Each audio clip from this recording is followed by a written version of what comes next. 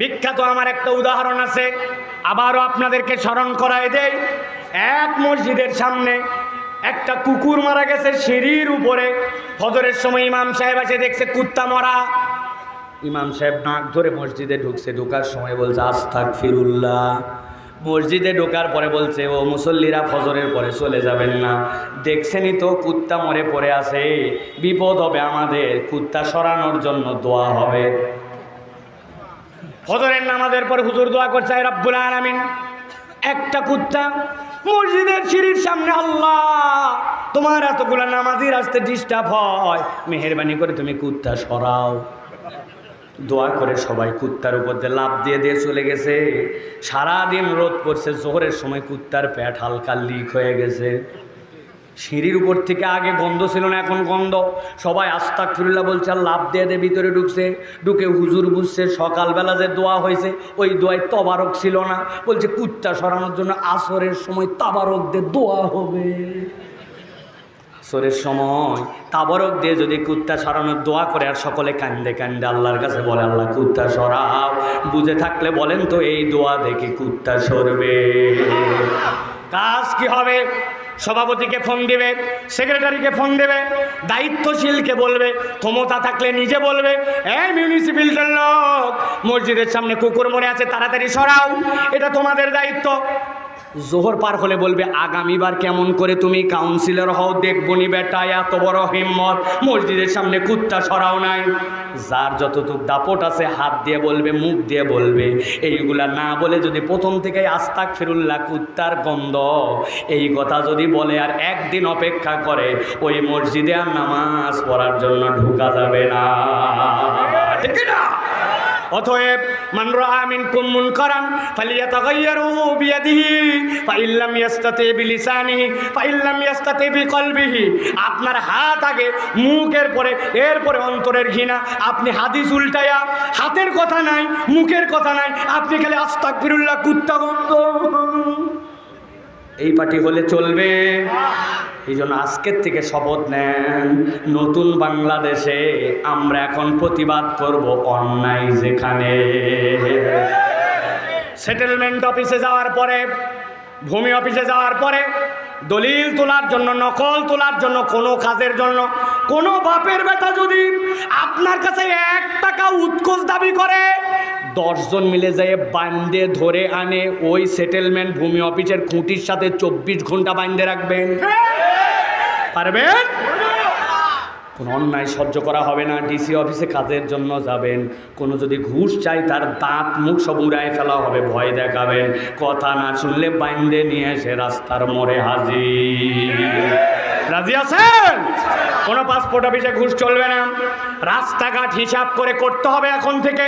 আমরা বহু দেখছি যেখানে দেওয়ার কথা ছিল 1 নম্বরের পাথর, ওই জায়গায় দিয়েছেন খোয়া। যেই জায়গায় দেওয়ার কথা ছিল রড, ওই জায়গায় দিয়েছেন কঞ্চি। বাঁশের একটা দাম আছে, কিন্তু ওই দিন আর চলবে না। এখন জনগণের টাকার হিসাব জনগণের কাছে দেওয়া লাগবে। রেডি হন। আমরু বিল মারুফ নাহি আনিল মুনকার হতে হবে। যেই তরুণেরা এতক্ষণ ঠিক ঠিক বলল, ওদেরকেও ঠ্যাঙ্গানোর জন্য রেডি হন। জোহরের নামাজ হবে, আসরের নামাজ হবে, আর তুমি রাস্তাতে ঢুড্ঢামি করবা, আর ওই চায়ের স্টলে যায় চা খাবা, ক্যারাম বোর্ড মারাবা, এটা চলবে না। নামাজের ওয়াক্ত হলে মসজিদে এসে তোমাকে নামাজ পড়া লাগবে, ঠিক না? রাজি আছেন? কান ধরে মসজিদে আনার অধিকার আপনাদেরকে নিতে হবে। বুঝাবো, আদর করব, কথা না শুনলে কান ধরবো। গুলা দিয়ে দাও, মুরব্বীদের দিয়ে দাও যে বাবা নিয়ে যায়েন তো আমাদেরকে। আর মুরব্বীদেরকেও বলবো, এত মেজাজি হয়ে না, বাচ্চা কাচ্চাকে একটু আদর করে। অনেক মুরব্বী আছে, গোলাম রব্বানি শোনো ভাই, ওই মুরব্বীর জন্য মসজিদে মুসল্লি যায় না, ছোট বাচ্চা কাচ্চা যায় না। একদিন অজু করে তাড়াতাড়ি দৌড়াদৌড়ি করে হি হি করতে করতে 2 বন্ধু একটু ঢুকছে, মুরব্বীর নামাজে ডিস্টার্ব। মুরব্বী শেষ বৈঠকে আছে, আত্তাহিয়াতুলিল্লাহি ওয়াস সালাওয়াতু, কার বেটা হতে পারে রে এটা? আসসালামু আলাইকা আইয়ুহান নবী, তাড়াতাড়ি খালি নামাজ শেষ হতে দেখাচ্ছি। আল্লাহুম্মা সাল্লি আলা মুহাম্মাদ ওয়া আলা মুহাম্মাদ। তাড়াতাড়ি করে গিয়ার দিয়ে পড়ে যে খালি শেষ হোক। হুজুর আজকে আবার কেমবা বড় বড় দোয়া পড়ছেন। সে আসসালামু আলাইকুম রাহমাতুল্লাহ, আসসালামু আলাইকুম। কার বেটারে এমন ঝাড়ি দেওয়া দিছে, ওই ছেলে মসজিদে আসায় বাদ দিছে। এরকম কিছু করা স্বভাবের মুরব্বী আছে কিনা? আর একটু আসতে বলেন, আছে কি? কেন ভাই, কি সমস্যা? আমি তো বলি আল্লাহ আমাদেরকে যদি জান্নাতে নেয়, যাওয়ার পর আল্লাহকে বলবো আল্লাহ একটা ভিডিও দেখতে চাই, যে এই 5 বছরের ছোট্ট মাসুম বাচ্চাটাকে মুরব্বী এইসা খ্যাস খ্যাস করে শোনালো। উনার যখন 5 বছর ছিল উনি কি করতেছিল আসরের সময়, আল্লাহ ভিডিও চালু করে দেখাবে। ছোট্ট একটা ডুমুরের ডাল এইরকম টায়ার দিয়ে ঘুরে বেড়াচ্ছিল। আলগা ভাব মারেন না, আপনাদেরকে আমরা সম্মান করি। পকেটে অন্তত চকলেট রাখেন। যেই ছেলে একটু ডিস্টার্ব করছে ওরা চকলেট দিয়ে বলবেন দাদু ভাই মসজিদে ডিস্টার্ব করতে হয় না। তুমি যদি ডিস্টার্ব না করো আরেকটা চকলেট পাবা। 2 দিন চকলেট দেওয়ার পর তার কাছে ভাল লাগবে না, বলবেন একটা 5 টাকার কয়েন পকেটে রাখেন, বের করে দিয়ে বলবেন দাদু 3 দিন দেখলাম সুন্দর নামাজ পড়ছি, সেই 5 টাকা দিয়ে একটা আইসক্রিম কিনে খাস। আপনার সপ্তাহে 15-20 টাকা খরচ আইসক্রিম 8 টাকায়, কিন্তু আপনি মরে যাওয়ার পরে যে আপনার এই আদরে ভালোবাসায় সিজদা দিতে শিখছিল, কিয়ামত পর্যন্ত আপনার আমল নামায় ওই বংশে যত সিজদাকারী আসবে তার সওয়াব পৌঁছায় যাবে। কেন বকা দেন? আদর করেন, স্নেহ করেন। তাহলে জীবনের উদ্দেশ্য বুঝতে হবে।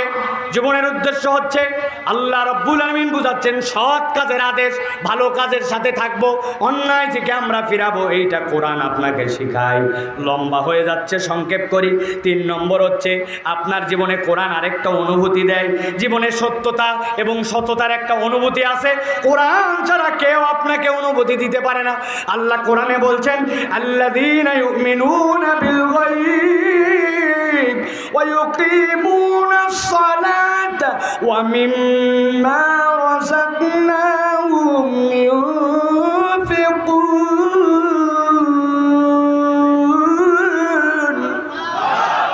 আমার আল্লাহ রাব্বুল আলামিন বলছেন, ও দুনিয়ার মানুষ, জীবনে সত্যতার অনুভব যদি পেতে চাও তাহলে তোমার রবের প্রতি গায়েবের উপর তোমার বিশ্বাস আনা লাগবে। আল্লাহ রাব্বুল আলামিন বান্দাকে যে বুঝ দিয়েছেন ওই বুঝে আপনার সব কিছু ধরবে না। বান্দা যখন আল্লাহর গায়েবের প্রতি বিশ্বাস রাখে ওই বান্দার অন্তরের মধ্যে আল্লাহ একটা প্রশান্তি ঢুকাইয়া দেন।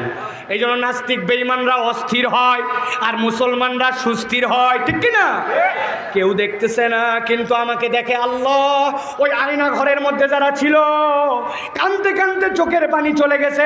যত জনার মুখের বর্ণনা শুনছি সবাই বলছে তাহাজ্জুদ পড়ছি, নামাজ পড়ছি, আমাদেরকে আজান পর্যন্ত শুনতে দেয় নাই।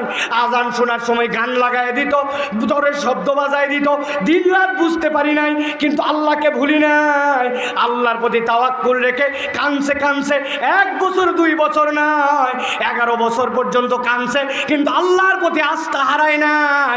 আল্লাহর প্রতি আস্থা না থাকলে ওইখানে যারা থাকতো তারা এইভাবে টিকে থাকতে পারতো না, ঠিক না? আমার আল্লাহ রাব্বুল আলামিন বলছেন এটা কে দেয়? আল্লাযীনা ইউমিনুনা বিল গায়ব, যারা গায়েবে বিশ্বাস করে, ওয়া ইউকিমুনাস সালাহ, নামাজে মনোযোগী হয়, ওয়া মিম্মা রাযাকনাহুম ইউনফিকুন, আল্লাহ যে রিজিক দিয়েছে ওই রিজিক থেকে ব্যয় করে। এই 3 কাজ যার জীবনে আছে, আল্লাহর গায়েবে বিশ্বাস করি আর আল্লাহর জন্য সালাত আদায় করি, আর আমার সাধ্যের মধ্যে সিররা ওয়া আলানিয়া, প্রকাশ্যে গোপনে আমি দান খয়রাত করি, রব্বুল আলামিন তার অন্তরের মধ্যে একটা শান্তি ঢুকায় দিবে। সুবহানাল্লাহ। এখন যাদের অন্তরে শান্তি হয় না মিলায় দেখেন, হয়তো এই 3-এর মধ্যে কোনো গাফলতি আছে।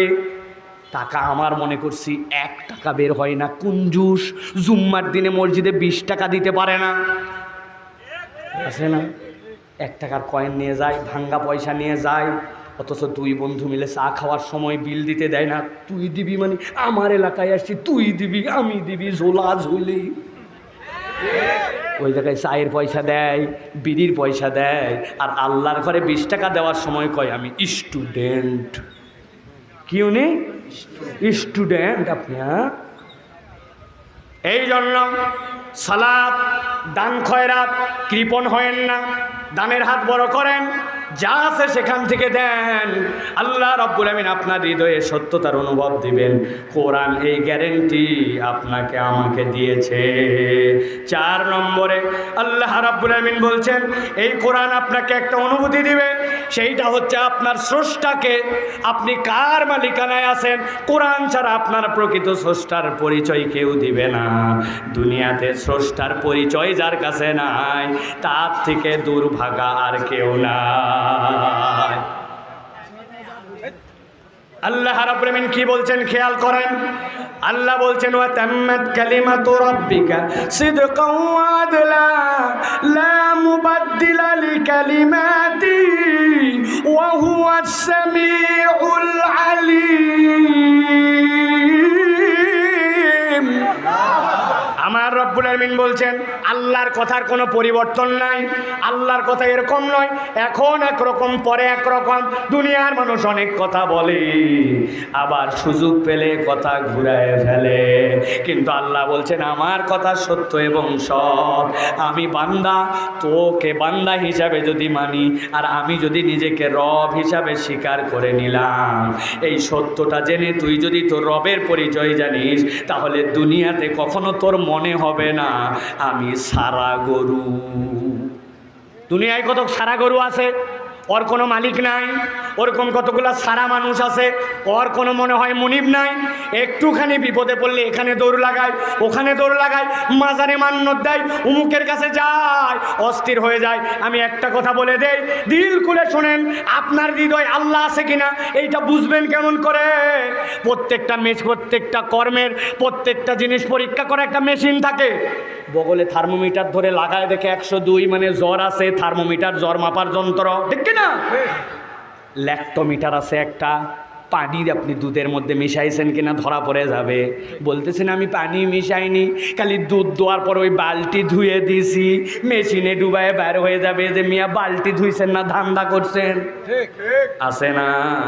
প্রেশার হাতের মধ্যে দিয়ে চাপ দিয়েছেন, এখানে মেশিনে উঠছে, কানে ঠিক ঠিক শব্দ এই জায়গায়, উপরে কত নিচে কত।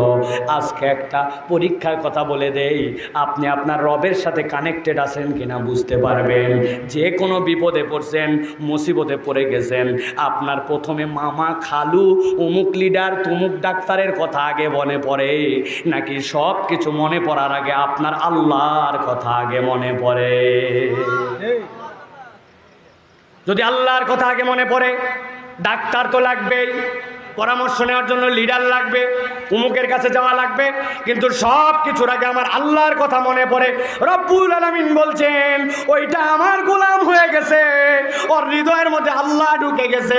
আল্লাহ এই জন্য বলছেন ওয়া তাম্মাত কালিমাতু রাব্বিকা সিদকাও ওয়া আদলা লা মুবাদদিলা লিকালিমাতিহি ওয়া হুয়াস সামিউল আলিম।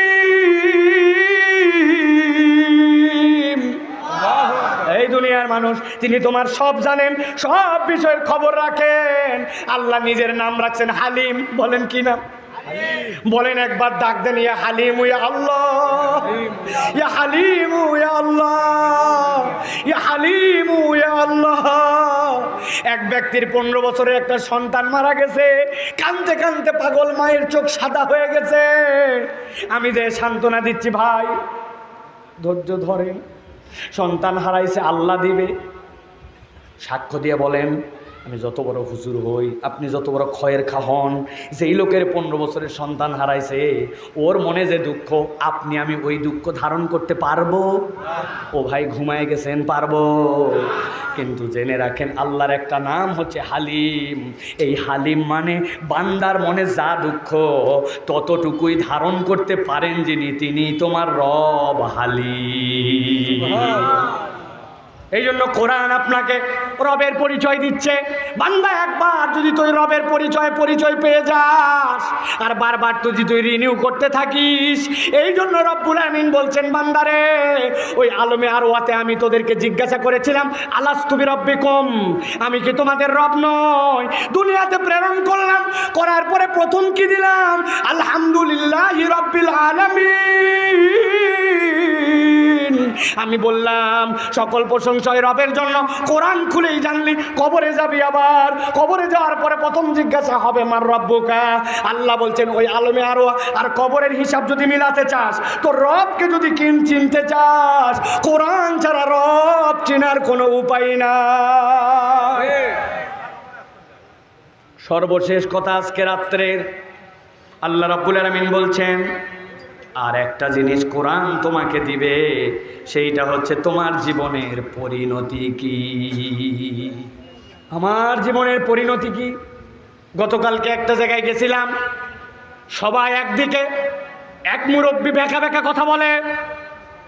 চিন্তা করলাম কিভাবে ধরা যায়। বললাম চাচা, মরে তো আপনিও যাবেন আমিও যাব, মরার পরে আপনার খাটলি কি আপনি ধরবেন নাকি? করছি আমি কিভাবে মরার পরে খাটলি ধরবো? খাটলি ধরবে তোমরা। বললাম স্যার খুঁটিতে কমসে কম তো 4 জন, 3 জন দিয়েও তো হবে না। বলে হ্যাঁ। বলে চাচা 3 জন মিলে বলছে আমরা আপনার পক্ষে, আর একজন বলছে আপনার বিপক্ষে, আপনি কোন দিকে থাকবেন তখন? ওই 3 জন মিলে তো কোনো রকম খাটলিটাও টেনে নিয়ে যাওয়া যাবে, একজন হলে তো টানাই যাবে না। আমি বললাম এইটুকু যদি বোঝেন তাহলে সমাজের সব লোক এক কথা বলে, আর আপনি কেন উল্টা কথা বলেন? আপনাকে তো সমাজের পজিটিভের সাথে থাকতে হবে। মুরব্বি হাউমাউ করে কেঁদে দিছে, হৃদয় থেকে বুঝতে পারছে, কিন্তু মুরব্বি মানুষ তো এখনো কষ্টটা চেপে ধরে রাখছে, বের করতে পারে না। কিন্তু এই যে বোধের জায়গা জাগ্রত করা, আপনার জীবনের শেষ পরিণতি কোথায়, এইটা যদি বান্দার মাথায় একবার ঢুকে যায়, ওই বান্দা তো ইউনিয়ন পরিষদের গম চুরি করতে পারে না। ওই মুরব্বি তো কাবি খা আর অন্যভাবে খাইতে পারে না, ও তো তখন রাস্তার খোয়া বালু চুরি করতে পারে না, ও যেই হোক না কেন ব্যাংকের টাকা তো দেউলিয়া করে ফেলতে পারে না, ঠিক না? আমার আল্লাহ রাব্বুল আলামিন বলছেন খেয়াল করেন জীবনের পরিণতি কিভাবে কোরআন বুঝায়। আল্লাহ বলছেন ইন্না হাযাল কুরআন ইয়াহদি লিল্লাতী হিয়া আকওয়াম ওয়া ইউবাশশিরুল মুমিনিনা আল্লাযীনা ইয়ামালুনাস সালিহাত আন্না লাহুম আজরান কাবীরা।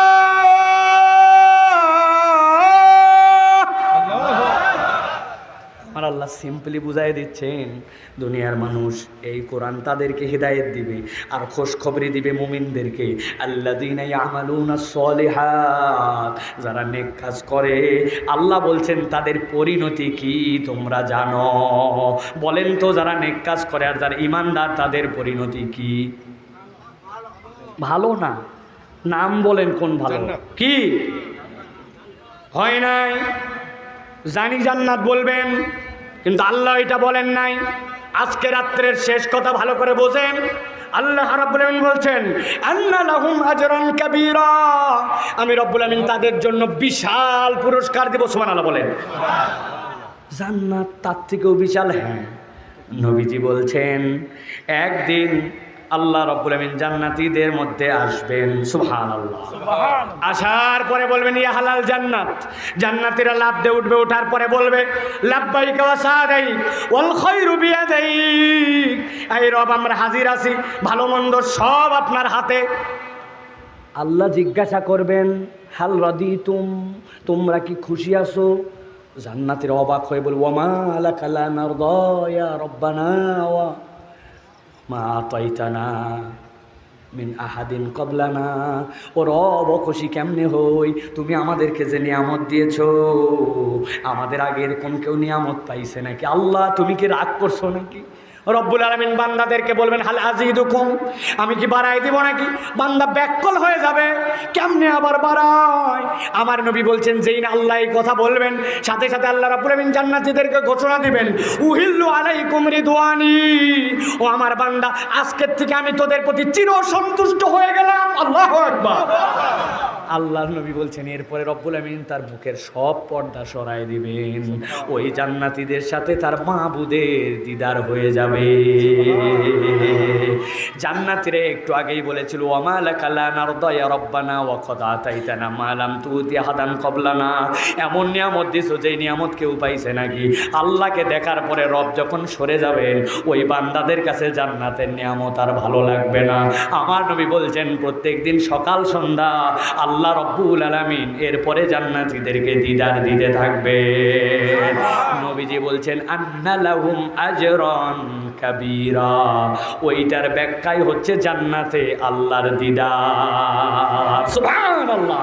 তাহলে এই বোধ কে দিবে? আমার রবকে আমি দেখব, আর ওই রবের নির্দেশ কেমনে না মানে পারি? টোটা ফাটা কারণে মিথ্যা বলি, নানা কারণে গালি দেই, মুখের অপব্যবহার করি, খারাপ মানুষের সাথে ঘুরি। আরে আমি না আমার রবকে দেখব।